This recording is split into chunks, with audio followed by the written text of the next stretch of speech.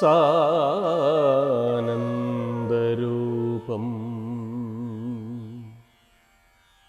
സകലപ്രബോധം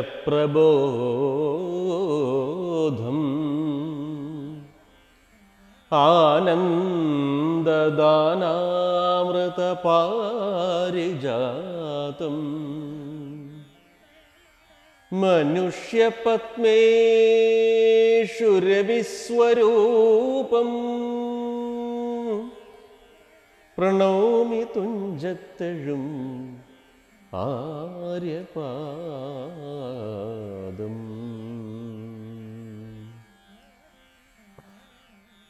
ശ്രീരാമ രാമ രാമ ശ്രീരാമചന്ദ്ര ജയ, ശ്രീരാമ രാമ രാമ ശ്രീരാമഭദ്ര ജയ, ശ്രീരാമ രാമ രാമ സീതാഭിരാമ രാമ,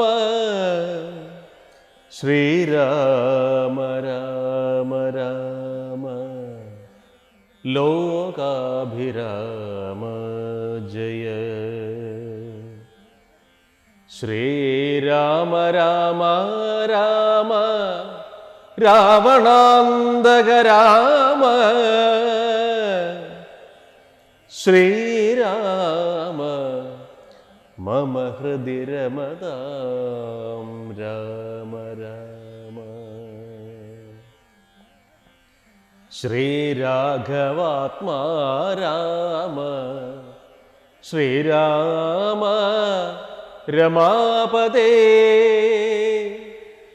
ശ്രീരാമ രമണീയ വിഗ്രഹ നമോസ്തുതേ.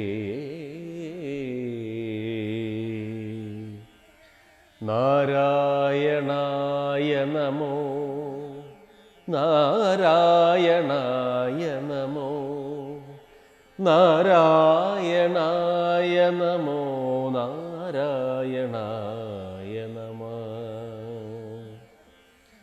ശ്രീരാമനാമം പാടി വന്ന പൈങ്കിളിപ്പെണ്ണേ, ശ്രീരാമചരിതം നീ ചൊല്ലിടുമടിയാതെ, ശാരിക പൈതൽ താനും വന്ദിച്ചു വന്ദ്യന്മാരെ, ശ്രീരാമസ്മൃതിയോടെ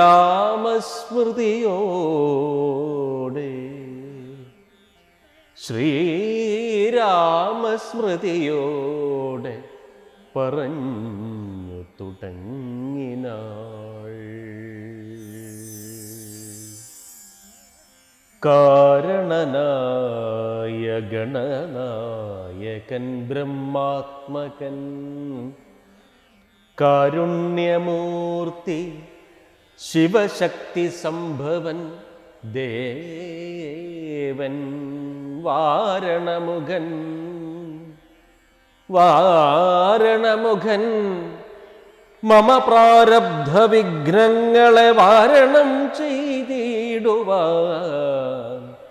ആവോളം വന്ദിക്കുന്നേ.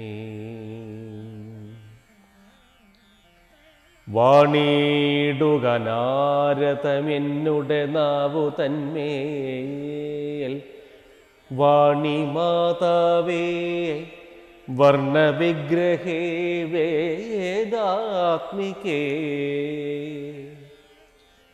നാണമെന്നേ മുദാനാവിന്മേൽ നടനം ചെയ്യണാങ്കാനനേ,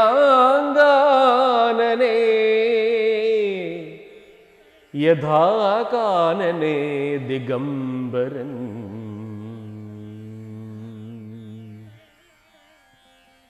വാരിജോദ്ഭവമുഖവാരിജവാസേ ബാലേ, വാരിധി തന്നിൽ തിരമാലകളെന്ന പോലെ ഭാരതീ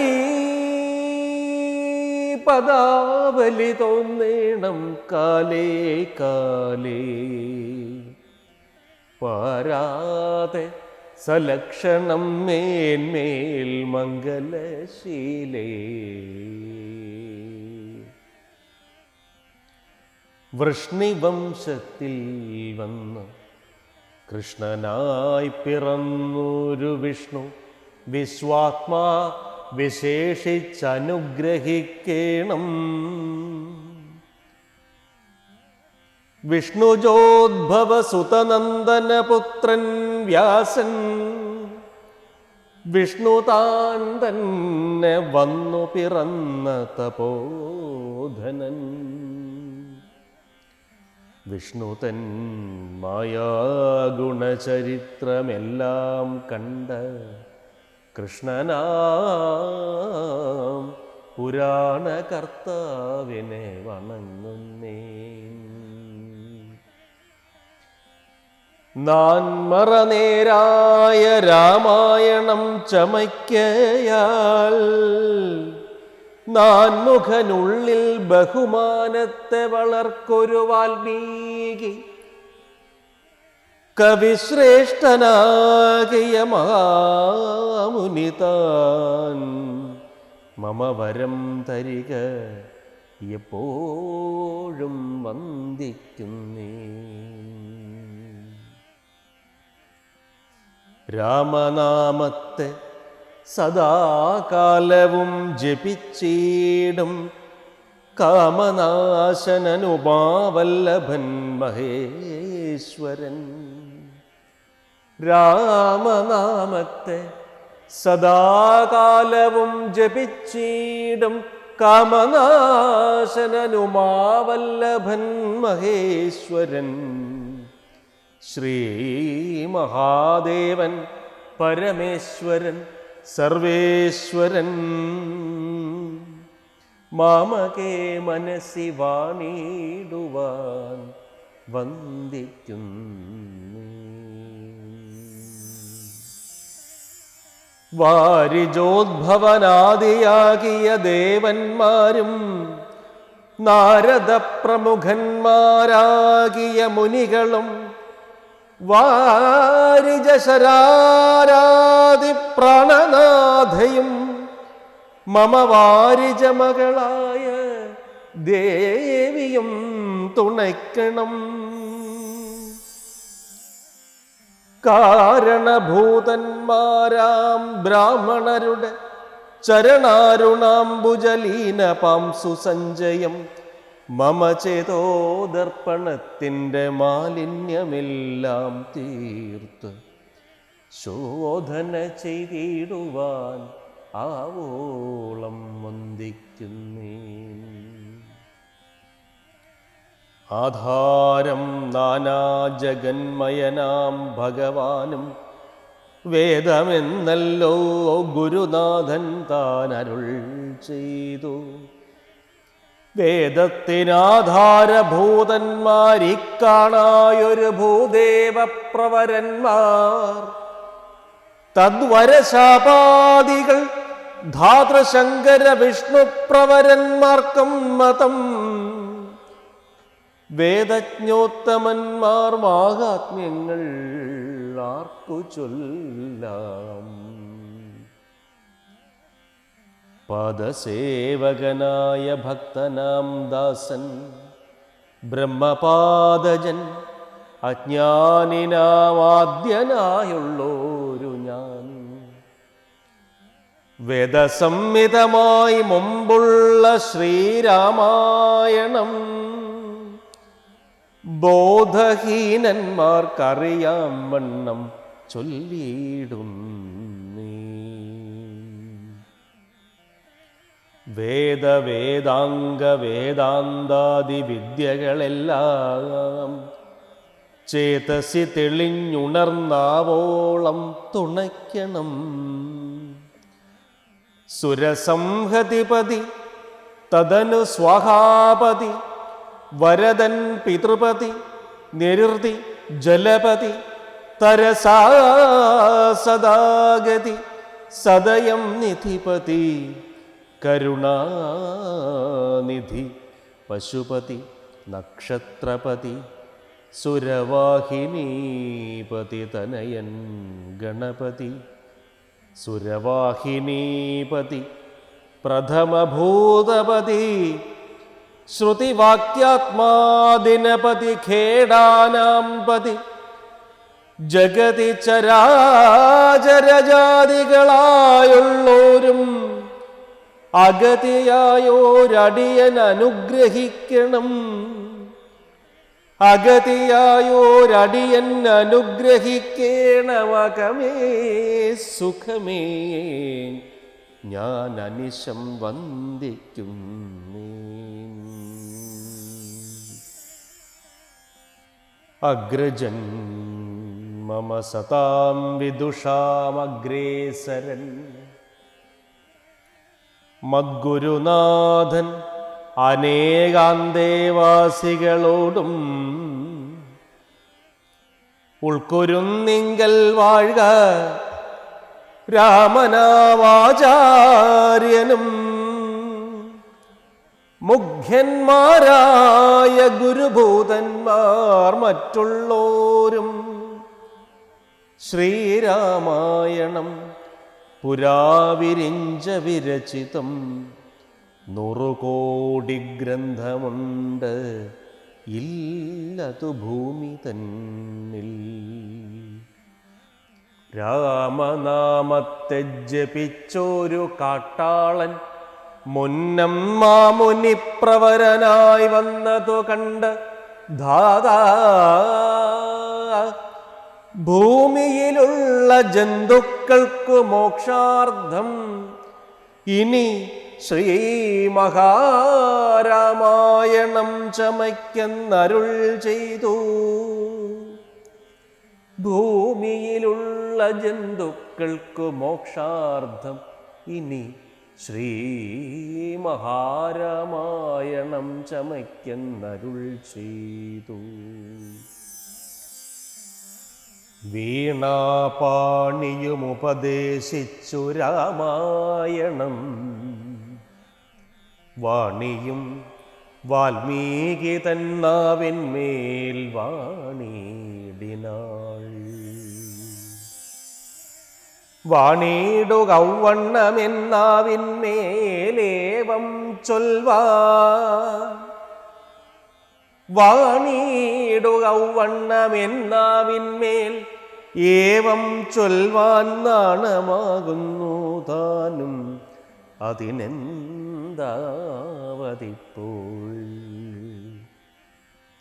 വേദശാസ്ത്രങ്ങൾക്കധികാരി അല്ലെന്നതോർത്ത് ചേതസി സർവം ക്ഷമിച്ചിടുവിൻ കൃപയാലേ.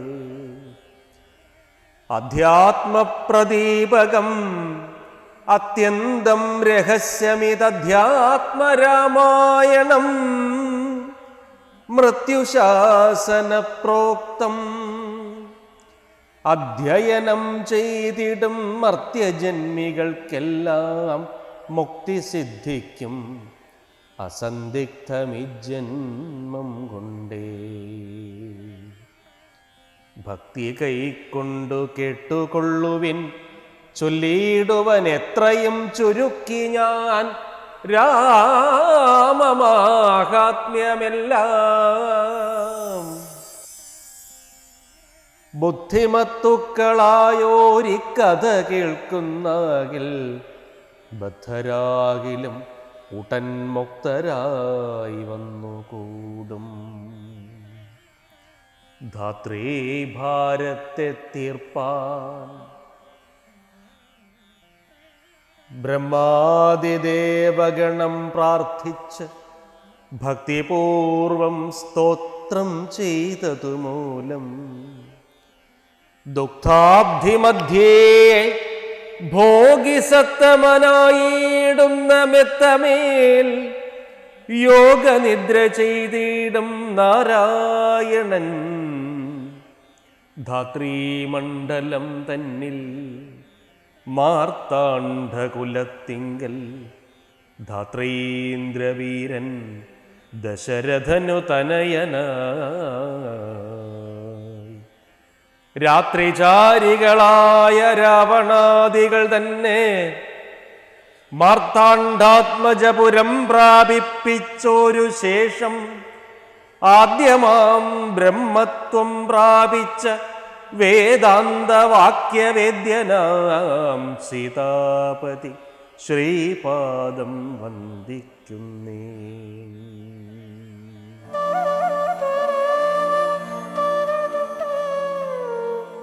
കേരളത്തിൻ്റെ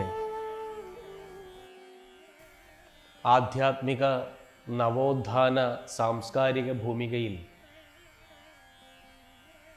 എഴുത്തച്ഛൻ അവതരിപ്പിച്ച ദിവ്യൌഷധമാണ് അധ്യാത്മരാമായണം കിളിപ്പാട്ട്. വെറുതെ ഒരു കഥ എഴുതുകയല്ല, ഒരു കാവ്യ രൂപം ചമയ്ക്കുകയല്ല എഴുത്തച്ഛൻ ചെയ്തത്. അന്നുവരെ ഉണ്ടായിരുന്ന സാംസ്കാരിക മൂല്യച്യുതിയെ എങ്ങനെ ഇല്ലാതാക്കാം, എങ്ങനെ സംസ്കാര സമ്പന്നവും ജ്ഞാനസമൃദ്ധവുമായ ഒരു ലോകത്തെ സൃഷ്ടിച്ചു നൽകാം എന്നുള്ളതിൻ്റെ ഉത്തരമായിരുന്നു എഴുത്തച്ഛൻ്റെ അധ്യാത്മരാമായണം കിളിപ്പാട്ട്. എഴുത്തച്ഛൻ ഇതിൽ കഥ പറഞ്ഞിരിക്കുന്നത് കിളിയെ കൊണ്ടാണ് എന്ന് പറയുന്നു. കിളിയെ കൊണ്ട് കഥ പറയിക്കുക എന്നതുകൊണ്ടാവണം കിളിപ്പാട്ട് എന്ന് പ്രചാരം ലഭിച്ചത്. എഴുത്തച്ഛൻ ഈ കൃതിയിൽ വാൽമീകി അവതരിപ്പിച്ച രാമനിൽ നിന്നും അല്പം വ്യത്യസ്തമായി മാനുഷനല്ല രാമൻ, മാനവശിഖാമണി, മാനമില്ലാതെ പരമാത്മാവ് സദാനന്ദൻ എന്ന അർത്ഥത്തിൽ ഈശ്വര സ്വരൂപനായ രാമനെ അവതരിപ്പിക്കുന്നുണ്ട്. എന്തിനാണ് അങ്ങനെ ചെയ്തത് എന്ന് ചോദിച്ചാൽ, സാധാരണ ഒരു മനുഷ്യൻ പറഞ്ഞാൽ ജനത കേട്ടില്ലെങ്കിലോ എന്ന് വച്ചിട്ടാണ് എഴുത്തച്ഛൻ രാമനെ ഈശ്വര സ്വരൂപനായി തന്നെ അവതരിപ്പിച്ചുകൊണ്ട്, മഹാവിഷ്ണുവിൻ്റെ അവതാരമായ രാമനെ തന്നെയാണ് ഞാൻ പറയുന്നത് എന്ന് പറഞ്ഞുകൊണ്ട് അവതരിപ്പിക്കുന്നത്. കാരണം ആധ്യാത്മികതയുടെ, ആത്മീയ ബോധത്തിൻ്റെ കുറവ് അന്നത്തെ കേരളീയ സമൂഹത്തിനുണ്ടായിരുന്നു എന്ന് എഴുത്തച്ഛൻ തിരിച്ചറിഞ്ഞു. അങ്ങനെയാണ് ഈ കൃതി വരുന്നത്. അതുകൊണ്ട് തന്നെ ഈ രാമായണം കിളിപ്പാട്ടിൽ എഴുത്തച്ഛൻ ഭാഷാപരമായി കാണിച്ച നവോത്ഥാനം, ഭാഷയിൽ കാണിച്ച സൂക്ഷ്മ ശ്രദ്ധ, ഇതിനൊക്കെ അപ്പുറം എങ്ങനെയാണ് ഒരു പുതിയ സംസ്കാരത്തെ സ്വീകരിക്കേണ്ടത് എന്നും കൂടി പറഞ്ഞു വച്ചിട്ടുണ്ട്. അധ്യാത്മരാമായണത്തിൻ്റെ കർക്കിടക യാനം ആരംഭിക്കുകയാണ്. ആദ്യത്തെ അധ്യായമാണല്ലോ ഇത്. വന്ദന ശ്ലോകങ്ങളിലൂടെ സഞ്ചരിക്കുമ്പോൾ തന്നെ എഴുത്തച്ഛൻ്റെ ജ്ഞാന സംസ്കാരത്തെക്കുറിച്ച്, ബഹുമാനത്തെക്കുറിച്ച്, ഏത് തരത്തിലാവണം കേരളത്തിലെ ജനത എന്നതിനെക്കുറിച്ചുള്ള ധാരണ എഴുത്തച്ഛന് എന്തുമാത്രം ഉണ്ട് എന്നുള്ളതിനെക്കുറിച്ച് നമുക്ക് വ്യക്തമായി മനസ്സിലാവും. തൻ്റെ ഗുരുനാഥന്മാരെ വന്ദിച്ച്, പ്രപഞ്ചത്തിലെ സകലതിനെയും വന്ദിച്ച്, മുന്നിൽ കാണുന്ന ആദ്യത്തെ പ്രപഞ്ചസത്യമായ കടലിലെ തിരയെയും കൂടി വന്ദിച്ചുകൊണ്ടാണ് എഴുത്തച്ഛൻ ആരംഭിക്കുക.